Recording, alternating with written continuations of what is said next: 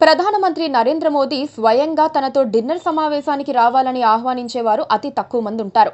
కుటుంబ సభ్యులుగా భావించే వారిని మాత్రమే ప్రధాని మోదీ అలా పిలుస్తారని బీజేపీ వర్గాలు చెబుతున్నాయి. నారా లోకేష్ తో పాటు కుటుంబాన్ని పిలిచి కుటుంబ సభ్యుల్లా తన ఇంట్లో ఆతిథ్యమిచ్చారు. నారా లోకేష్ ను ఒకప్పుడు ప్రధాని మోదీ వ్యతిరేకించేవారు. చంద్రబాబు తన కుమారుడి వారసుడిగా రుద్దుతున్నారని అనుకునేవారు.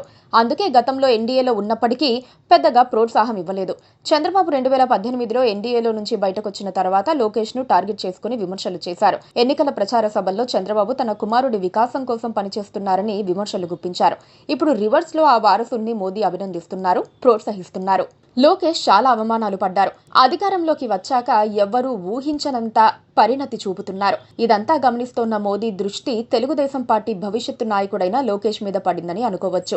అమరావతి సభలో ఎన్నిసార్లు పిలిచినా నా దగ్గరకు రావా అంటూ ఒక వాత్సల్యాన్ని చూపించారు. దాన్ని వినమ్రంగా స్వీకరించిన లోకేష్ భార్య బ్రాహ్మణి, కొడుకు దేవాంశ్ తో ఢిల్లీ వెళ్లి మోదీ నివాసమంతా తిరిగి చూసి భోజనం చేసొచ్చారు.